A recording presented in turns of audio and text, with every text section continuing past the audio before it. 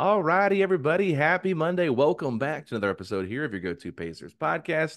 Setting the pace, and I'm joined today by not Michael J. Facci, but another familiar voice in the podcast world from Locked On Pacers, Tony East. Tony, thanks for making a guest appearance on this show while also recording one for your show today, Monday morning. So thank you. We roll. We're beating the finals buzzer. We're making it happen. We are making it happen. It is about 7:30 right now, ladies and gentlemen, on a Sunday night, getting this in before the finals. But Tony and I are just going to come here and talk about some bigger picture questions that I have for Tony. And I'm going to save my favorite one for last. So, but my first one though, I think it might be the most important one is which player, Tony, do you think needs to take the biggest step in development next year to raise the current ceiling of this team? That's a good question. Like they have a lot of ball handling. So when I just flip to their roster to look at it, the answer I'm looking for is who can take the most steps to have a meaningful and potentially very huge defensive impact, right? Like if you listen to the X interviews, you listen to you guys' interview with Chad Buchanan, they know if they're going to be significantly better or improving in the future, they need defense and they need rebounding, right? How could they get those things? And they had that stretch mid-season where when Jalen Smith was starting, they were better on the glass, and they had stretches when they were healthy where they were defending pretty well. Depends what you think of March NBA, but they were pretty good to close the season and not good in the playoffs, but better. So I think they've kind of figured out how rotationally they can defend okay. And I think they've figured out that size helps them on the glass. And so the longest possible term answer is obviously to me then Jarris Walker. If Jarris Walker develops in a way that would make him be the guy that everybody thinks he can be someday, maybe not this season, but 1, 2, 3 years from now, good rebounder and good defender at his size, that is the cleanest answer, especially because as you've heard and as you saw Chad say, they're viewing him, oh, he can shoot. Maybe he's more of a wing now, right? So there's more positions you can stick him, backup three, starting three, if he really develops, whatever. So maybe not like immediately in 2024, 25, because that would be a huge jump from his rookie year, which isn't impossible. But for the two stretches they had the best rebounding and defense separately, size was a key part of that, and their current structure was a key part of that. And I think Jarris fits in that the best. And so long term, I think he's the answer. In the very immediate next year, the answer is probably Ben Mathurin, just because they would get another really dynamic kind of offensive guy. Not that their offense needs another guy, but if they're just unstoppable for 48 minutes, they could keep up with anybody. So, and that is feasibly doable next year for him. But I think Jarris is the answer for their longest possible term outlook, just because of what he could be in theory.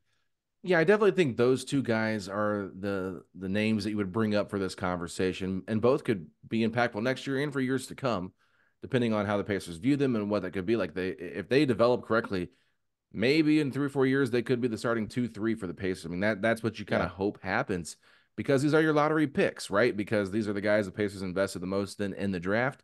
I will say with Jarris Walker, when we talked with Chad Buchanan, one thing that stood out to me the most was not the fact that he shot better and can play more three, but the fact that he said Aaron Nesmith is a little bit too small for some of those wings that they're guarding. And so Yeah. it does once again, yeah, they've gotten the four that they've needed now. They've got all these 6'6" and under guys, but they just still miss that 6'7", 6'8", wing. And that's where Jarris can really come into play. I think he might be listed as 6'6". I don't know what his height is, but he's got a 7'2" wingspan, which I think kind of covers a lot of ground. And we've seen what he can do. And everyone goes back to that small 1 game sample size against the Clippers on the road last year when he defended Paul George, those guys, and had some really nice moments. I think he ended up getting the start in the second half after playing so well in the first half, but really didn't get a chance to crack any of the rotation after that. It was like, had a good moment, but it was still not enough to really convince Carlisle to throw him into the rotation. And even against Boston, like I was curious when Halliburton went down if they would at least give him a chance in games 3 and games 4 to maybe play with that second unit defensively, see what he could do. But once again, we didn't really see him at all. So I think that to me is the most interesting. I just don't know where those minutes come from because if everybody comes back from this team, whose minutes are whose minutes are he is he taking? Yeah, that there to be clear, I think the answer is probably nobody's right now, right?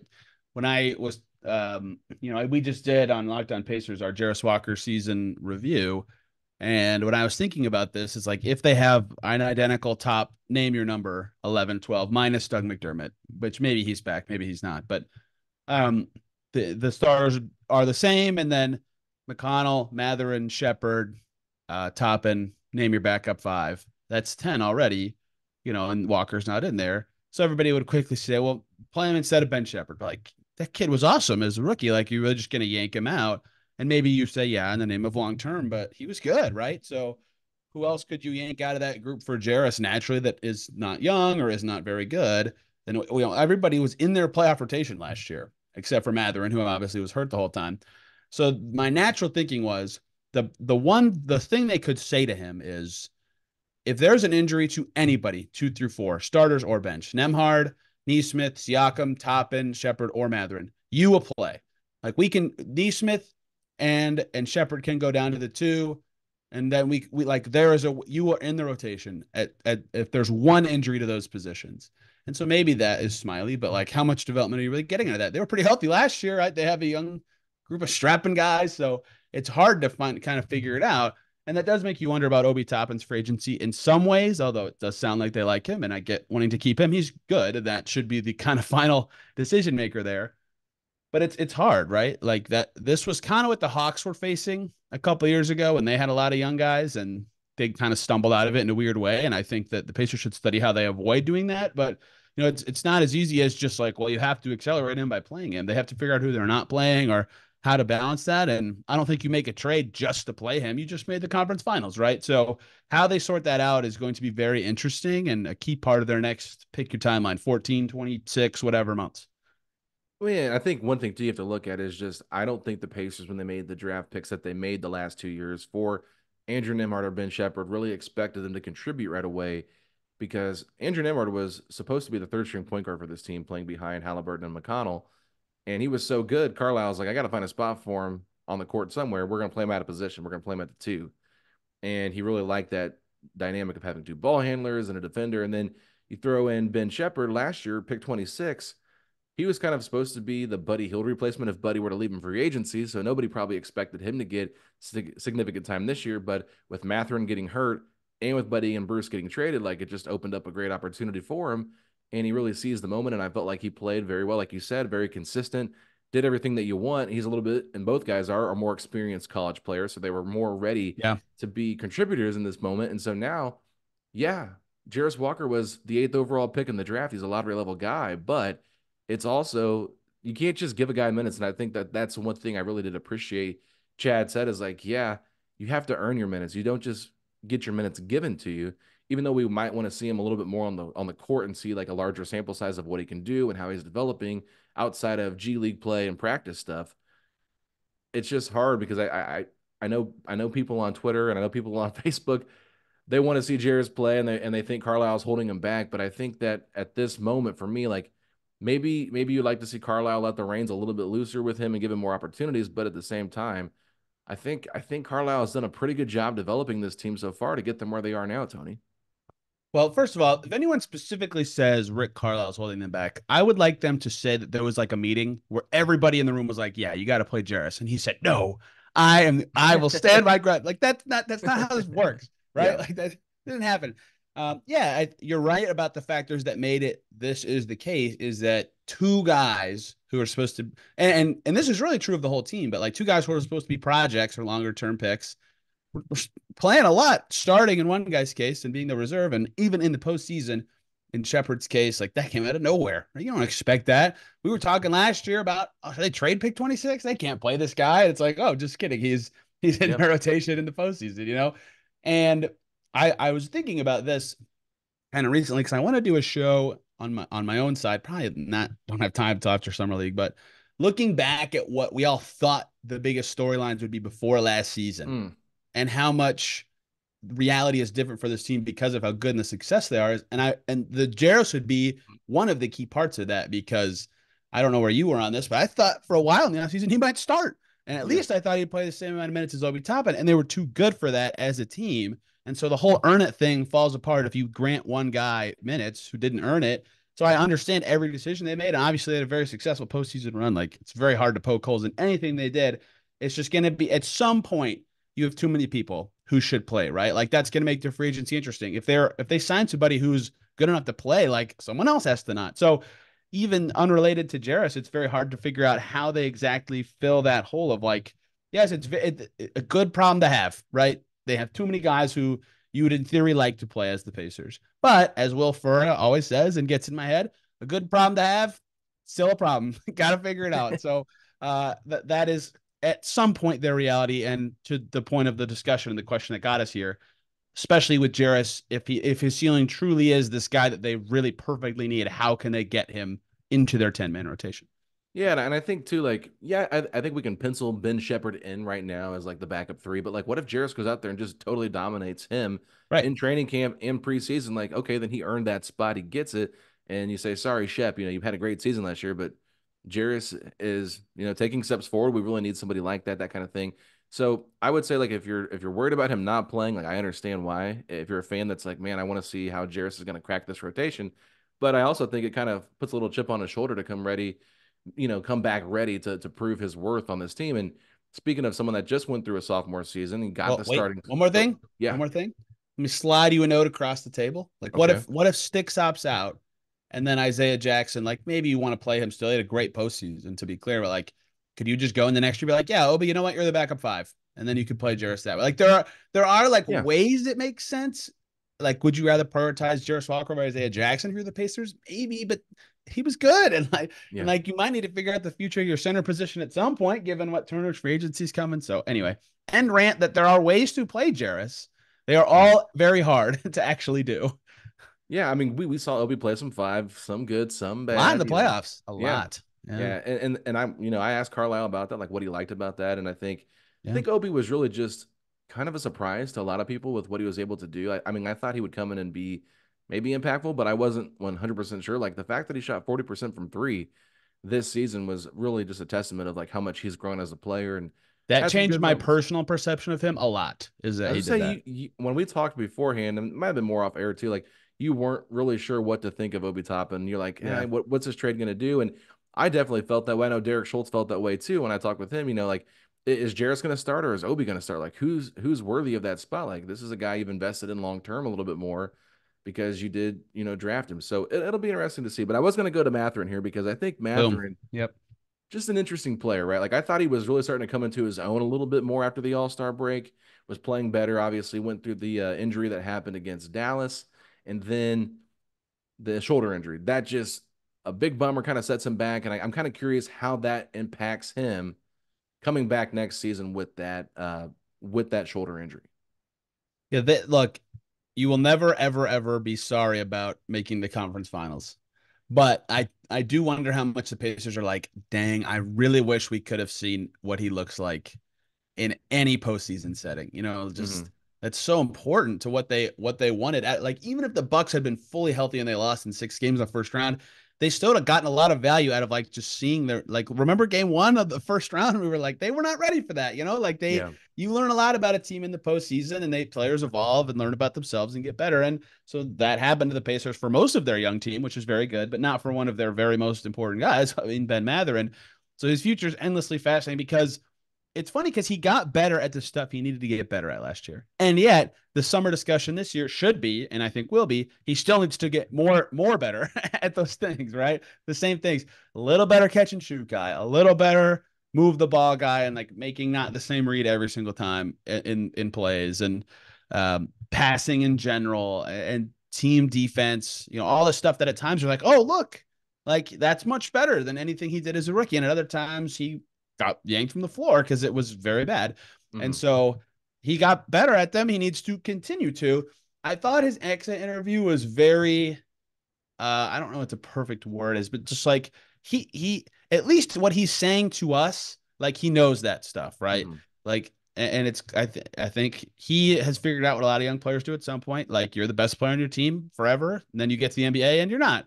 And that's fine, but it's hard reality to deal with. And I think he's figured out that to be good, like good teammate and still good player, Ben Mathurin, he's got to be making quicker decisions and to fit with Ty and Pascal and whoever else. He's got to make threes. He's got to make unique reads because they like to play random, and so he's very good. But these are not the things you think of when you think of Ben Mathurin. Not to say he isn't a good player; he's a very good player. But how he blends being Ben Matherin and being what the Pacers need is all what his development is. And we had the same discussion last summer.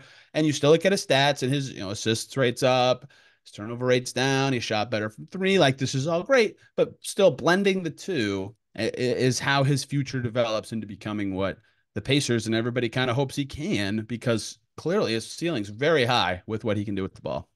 Yeah, and I agree with you about the fact that the Pacers aren't going to be sad for making the conference finals, but what it Yeah, would no, have been like just to see him out there in those moments. Because I feel like when the Pacers have had bigger games, we've seen Matherin kind of step up to those moments and hit some big shots and things like that. Like he probably was the best player in that in-season tournament championship game against the Lakers, he was. Yeah, and I thought he played pretty good against Boston off the bench when they were playing and they played that game in Indianapolis before they went to Vegas. I thought he had some good moments there.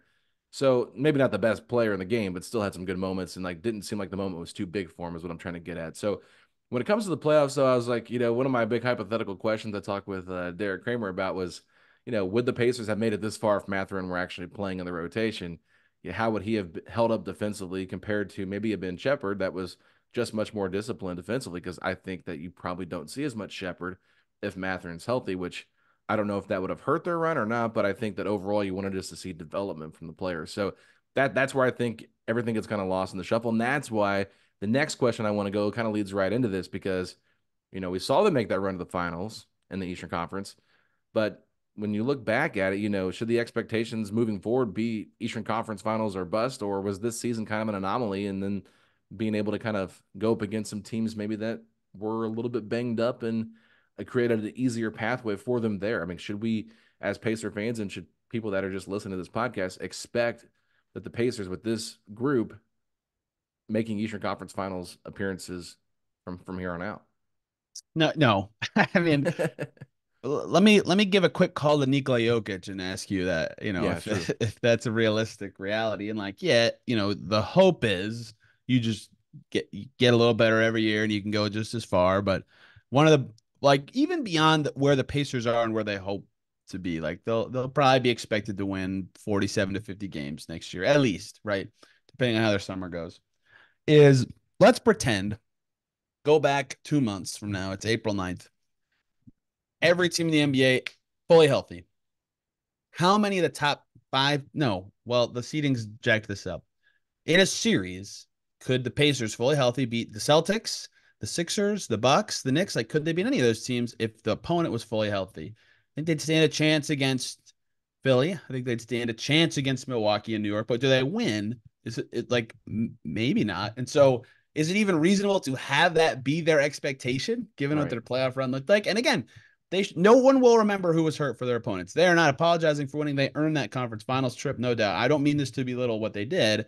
It says a lot about their medical staff and the makeup of their players and their team that they were as healthy as they were for their run. But if you look at your expectations, you kind of think about like in if on average, how many of those teams could you have beaten if you got matched up with them in a random seating setting? Like you could probably say they could have made the second round, but that's probably what you'd cap it at. So if they don't make the playoffs, like if they're playing an out team next year, massive disappointment. If they make it, depending who and how they lose in the first round, I think is where expectations would be met or not met. But I think it's going to be weird. Like if they lose in the first round next year, that's not that unreasonable to me. Like Embiid, Giannis, Knicks, Celtics obviously are all still around. Cavs maybe getting better. Magic maybe getting better. Who did I miss? Like it's crazy. The East is good. It's not as good as the West, but it's good. And so maybe that Ty is just really healthy all year and is a top 10 guy all season, and then it doesn't matter what I just said. But it's totally reasonable to me to think that like expectations for them next year would be fifth best team in the East, and that team doesn't win around, right? That's how the playoffs are Mm-hmm. supposed to work. So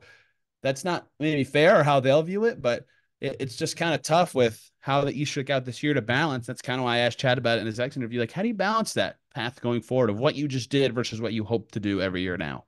No, that's a great point because I mean, it's really easy to say like, yeah, they should just continue to get better, right? That's the goal. Everyone should get better, but Philly could be totally different with who they bring in with all this extra cap space they have. What kind Yeah. of trades are going to be made? Like nobody saw Milwaukee going out and get Damian Lillard. Everybody thought it was going to be Miami eventually, and then all of a sudden, here comes Boston getting Drew Holiday, just making them a totally different level of team. I think right now it's way too early to kind of set your expectations for anything, but I So do think that. Go ahead. to your point, I just this is a great example.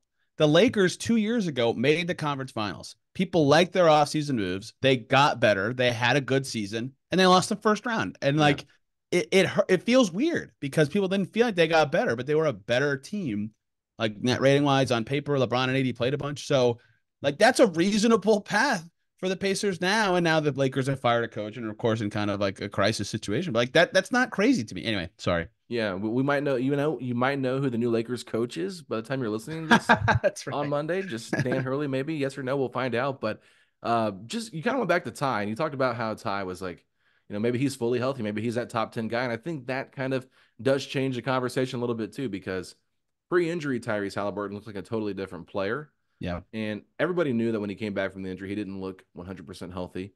He wouldn't say it, and I had to ask Chad Buchanan about it on the podcast just to kind of get his thoughts, because Rick wasn't going to make that excuse either. He's like, he's playing, right? He's healthy. But even Chad was like openly saying, like, yeah, he was never 100% healthy. He had to figure out how to manage the pain. And I think it didn't really impact overall that much, but you could see where little parts of it did impact the game. And I was just kind of curious, how they go about maybe try to do a little bit more load management with him to take off some of that stress that he put on his hamstring, especially with the busy summer he's going to have with Team USA. And there's some fans that are like a little bit nervous about him playing with Team USA. I think it's still the PTSD from Paul George with the broken leg, right? But for sure. but still, it's just Played for Team USA last year too. yeah, he was fine. It's just a lot of wear and tear on his body. But I mean, he's young. He's played not that many games so far. Just a couple seasons here in a row, but I think it's a great opportunity for him, and I love that the Pacers staff is going with him to kind of help him during that treatment of his hamstring. But I just wonder, like, is this going to be a lingering thing? Is he ever going to fully recover from the hamstring injury, or is it always going to be something kind of in the back of his mind that holds him back a little bit? Let's talk about a few very specific basketball games, if you don't mind. I'm totally about to cherry pick, so It's all right. I can be dunked on for this take. Okay. Tyrese Halliburton gets hurt on January 8th. First game back, January 19th. 21 and 17, plus 16. Very good performance, I would say. Then he gets hurt again, so maybe not the best long-term thing, but he played well in the game. So then he comes back. He's playing 20 minutes a game. His stats suck, whatever. All-star break happens. He gets 8 days off. First game, 25 and 13. Second game, 17 and 10. Starting to see a pattern that after his hamstring injury, he got a big gap of time off.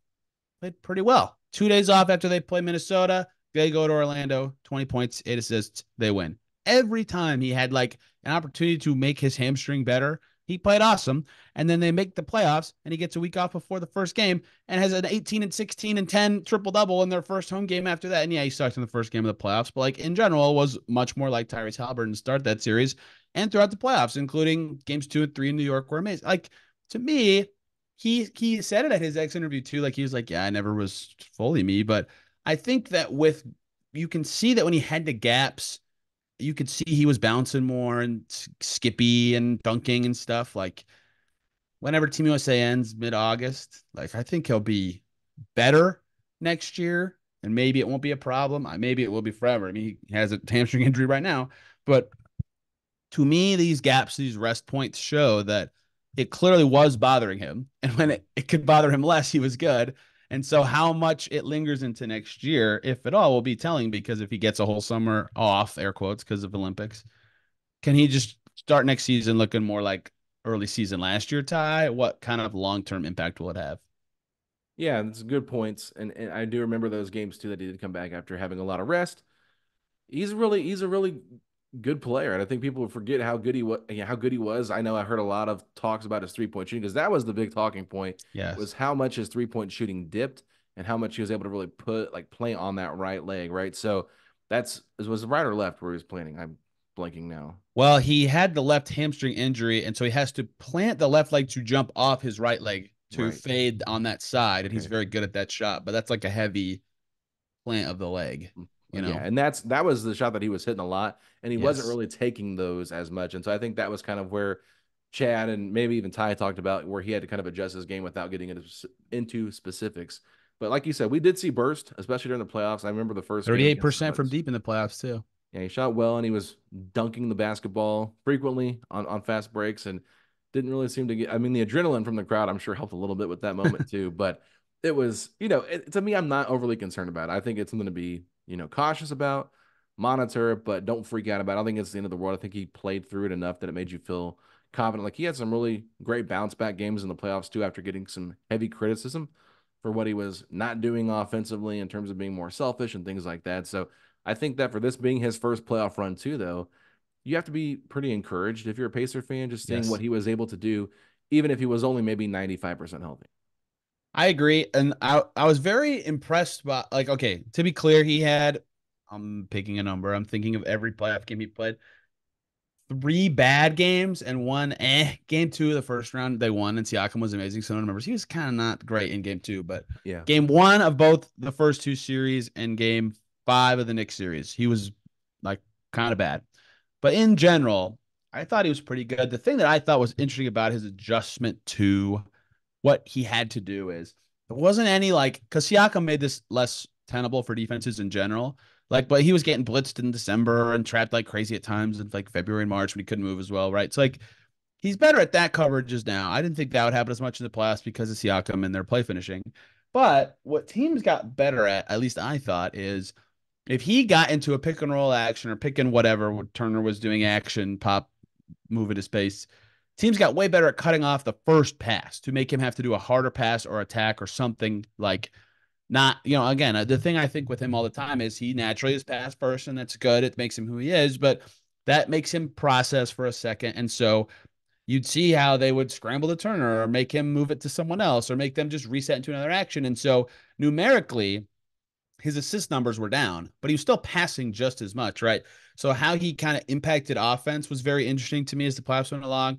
His scoring and efficiency was fine. Like he took more shots per game in the regular season, but his effective field goal percentage was higher in the playoffs than the regular season, which is extremely impressive. So a lot of stuff he did makes me believe like, yeah, he's going to be a performer for a long time, especially when he kind of figures out like this is what makes Luka amazing. Like they'll cut off the easy pass and he'll just kind of slowly seize the space and then hit this incredible, like, how did he throw that kind of lob? Or like, how did he free up this guy to shoot a three? I think the way Ty manipulates is different than Luka, but I think he can get to that stuff because he can hit every pass in the league. He's one of the best 2, 3, 4 passers in the league. So that's kind of his next evolution after his first playoffs. But that was where I think you saw him changed. It wasn't because of him. It was because of how the Pacers were being defended and how he kind of adapted to it throughout the postseason. I do want to move on now here quickly because I know we're getting close to our time when Oh, we're going to be ending sorry. here. But no, no, no, you're good. You're good. I mean, there's a lot to talk about with Tyrese, but uh, I was going to bring up Myles and kind of talk about the unique situation that he's in with his contract. But I want to save that because I'm sure we'll have you back on in the offseason. We can dive into that a little bit later because This it's game's not not going to start for as 20 minutes, man. It's on ESPN. We can do it. okay. Well, we can talk about Myles and we'll do it you now. know, you know this game's not starting at 8. True. 8:15 probably when it starts. 8:10. Um, well, anyway, back to Miles's contract situation is very interesting. Cannot be extended. He's not extension eligible, which means he will become an unrestricted free agent in the summer of 2025. So not this year, people, next year. And what kind of contract he's going to demand, I think, is what makes this so fascinating.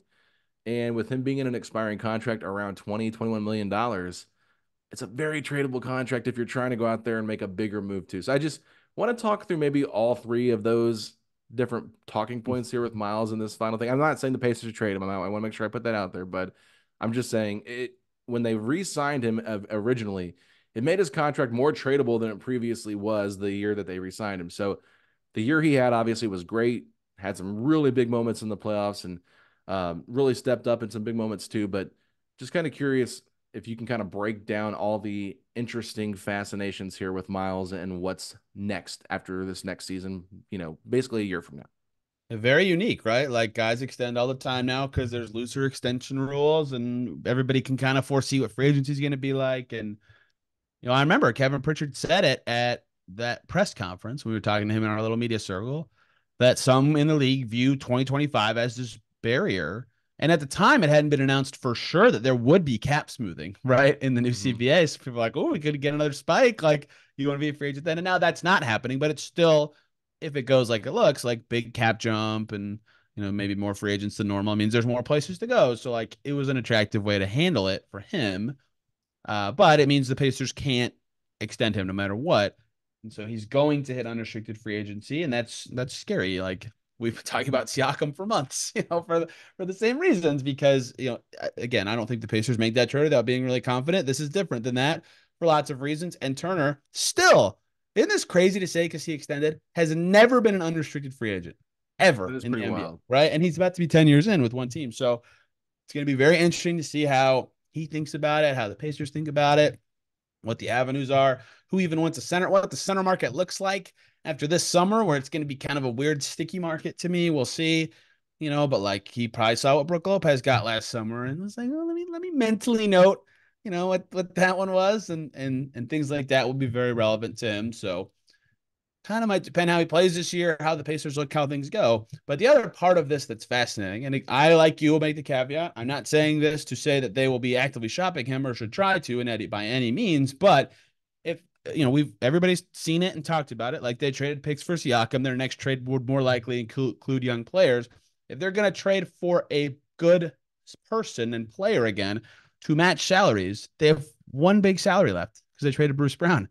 And it's Myles Turner, Yeah. right? After him, it's Neesmith at 11 million, and you could do something with Neesmith and a ton of young guys. But like, does that work? Does that make sense? So I'm not saying again that they're going to trade him or that they even should.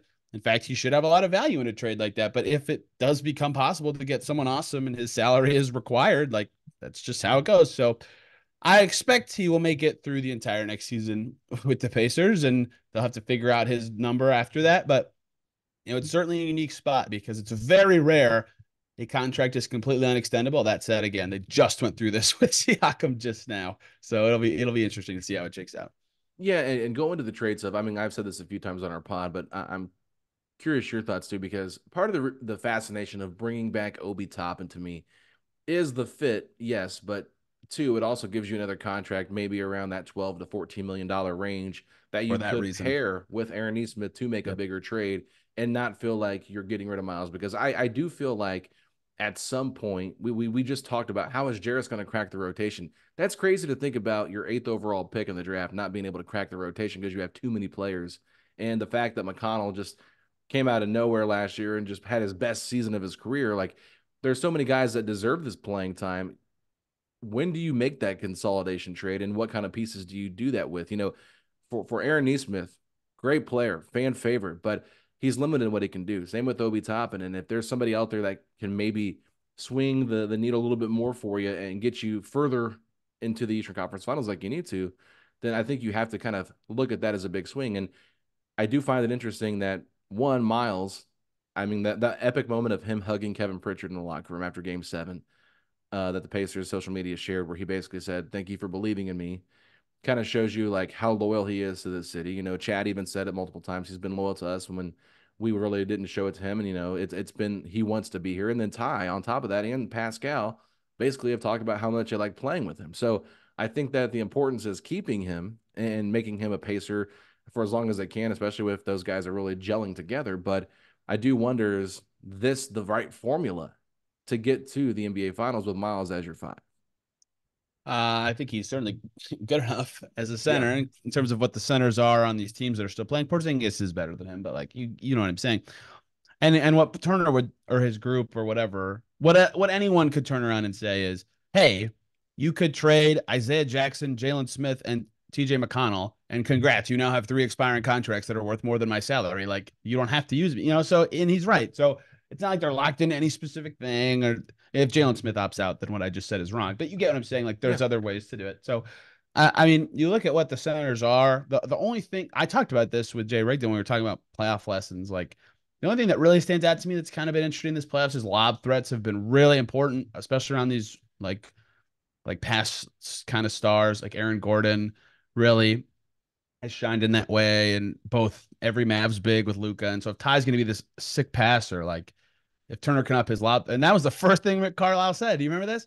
We were talking about Turbonis. He said, "Yeah, we try to turn Myles into a lob threat. Like that would be his next thing to me for the Pacers to be like, yes, whatever you want on the dotted line." But I think he's very good, and certainly proved this year he's a playoff level very good center. So Mhm. obviously the season will matter. We're 12 months away from this discussion, truly, but yeah, I think he's good enough. Yeah, and I think one thing too, like he's still entering his prime. I'm not saying for that sure. I don't believe in. I'm just curious, is this formula going to work, right? With him and Siakam, like, are they good enough? Can he be your third highest paid player? Could be your third best player on a championship team?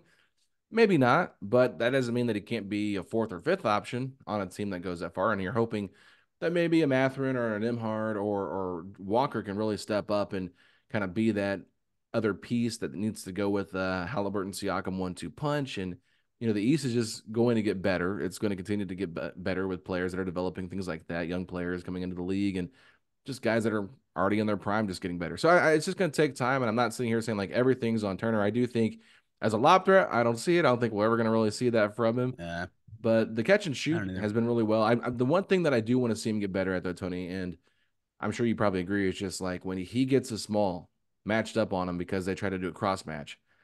Can he punish guys a little bit more? I know it might not be in the flow of the offense, but I feel like there's got to be more ways that they've got to kind of punish the opponent when they want to put a smaller guy like a Drew Holiday on him.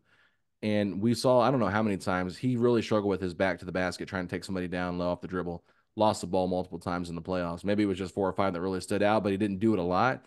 But I did like the adjustment he made in game 3 of the Eastern Conference Finals where he just started shooting over guys. And I think if he can continue to learn and work on that when he does get matched up with smaller guys, that to me will open up a lot more of his game. Yeah, since Carlisle got here, his finishing from 0 to 3 feet's been a lot better. And some of that's just that the team is better at getting him good looks down there. But like he's got more post moves. He doesn't have the and to be clear, Drew Holiday specifically is a bad example because he's a very good post defender. But you're right that a lot of times he's not amazing at just like, I'm going to put that guy under the net and just turn around and have the easiest shot of all time. And you're not just thinking of a couple big plays in the playoffs. Excuse me, that was disgusting. 64% from 0 to 3 feet this season. That's way lower than he was in the regular season, right? So more struggles there than were expected, at least from my end for him.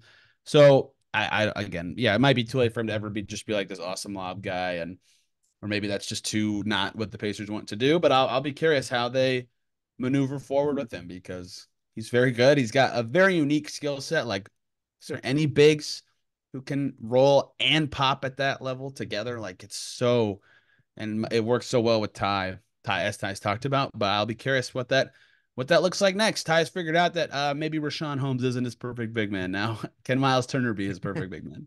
Yeah, exactly. I mean, and honestly, like we saw some super athletic moves too this year. I don't know how many times he yammed on people. It was pretty great to Oh, see I'll that. be devastated. We were getting a Myles Turner dunk every freaking game in the playoffs. It was sweet. Yeah, it was great. I mean, he was coming out of his shell, and I mean, we saw it happen. I really felt like when he dunked on Giannis back last season, that's what kind of just opened up the lid a little bit for him to try it more. It's like when he gets a bit of a running start, watch out, Brook Lopez. He's coming for your head. So a lot of fun though. I mean, Myles had some really great moments in the playoffs. I really felt like this whole team played together. I will just say this, and I'm sure you probably agree with me. The appreciation that I have for Andrew Nembhard just went even higher after this postseason Yep. run. Like, and his value is so high. I know there's probably some people that would say he's the guy you should probably look at trading now because his value may never be higher. But anyway, I never get that take for any player, even yeah, non-Pacers. The reason their value's high is because they're playing well. Don't you want to keep yes, going don't with trade that? those Like, guys. I'm like, I can't fathom trading Nembhard at this point. I don't know how many more years we're gonna see McConnell replicate what he did. And I think that could be an interesting thing to so look the ammo for. for that take is what the Celtics just did with Marcus Smart, right? Like perfect timing. But they also traded 2 firsts also to get Yes. Porzingis. Like it's not like they just happened to strike when the iron's hot there. And Porzingis has been great for them. But that is the ammo for it. But I just don't agree with that line of thinking. Like the reason his values got way higher is because he's awesome. He's really good. Yeah, he's in year 2 and he's making like $2 million. And I Yeah. know that you talked about some extensions that could happen for him in the offseason if they wanted to do that. They could also push it and kick the can down the road to next season as well and make him a restricted free agent by Yep. declining his options. So all that is really fascinating to me. I think if the Pacers could have their way, they'd like to get it locked in probably now at a lower I would number. think so too. Yes. But if he's trying to make that big buck, I can see him kicking the can down the road saying, I want to test restricted free agency because maybe I could be a starting point guard somewhere if I keep playing this well. Because, I mean, he clearly looks like he could be if things broke right for him. But anyway, that's another podcast for another day. Tony, it's been a lot of fun. I wanted to just bring up Nembhard for a second because make sure I got my extension stuff correct with you because I know that you Well, talked let about that. let let me just say, I think it would be a slam dunk if the Pacers got it done because I think with the way the cap is going and with Andrew Nembhard's skills, that there's a chance he's worth a lot more than that very Yeah, soon. I have I'm no also quite idea. high on him, so I Yes, understand. I am too. Probably a little higher on him than most. I get called a Nimhard lover, but I'm actually proud to wear that badge. I think it's a badge of honor. Like, yeah, he's got bad games every once in a while, but what player doesn't in the league? Every player has bad games. So, anything you want to plug before I let you go? Caitlin Cooper is kind enough to talk about every player on the team season with me on Locked On Pacers. Not that you should listen to a different Pacers podcast, but you should listen to Caitlin specifically because she's very good. So skip the segments where I'm talking and just listen to her. No, I actually listened to that episode this morning before we came on, and I really enjoyed it. I always enjoy when you guys do your crossover stuff. And I will say this, I want to make sure, I don't know if it got back to you or not. I had Derek Kramer on a Sunday preview before game four, and he was like, I don't mean to bring up your competition. And I said, competition. Like, and I said it so like being like, we're not competition because we don't really try to compete against one another. But it came across as, oh man, he's not my competition. And I was like, I felt really bad after I said that. So I wanted to publicly apologize. Just so everybody knows, outside of the Zoom call, Alex and I actually hate each other like a great deal. Like it's pretty bad. So We're doing I this for appreciate you the camera. apologizing. I'll Don't even smile and talk. put on a front, but Yeah. the second that man stops hitting record, I'm out of this Zoom faster than Yeah. you've ever seen. Yeah. Honestly, that's the truth. We don't even talk to each other at the media Yeah, room yeah. either. We sit in separate corners. God. It's pretty bad, but Yeah, we're here just trying to make sure that we cover all of our bases. You got to make sure we act like we like each other so people keep coming back. So that's right. anyway, Tony Res is where you can find him at. I'm at Alex Golden NBA, and ladies and gentlemen, we will see y'all tomorrow.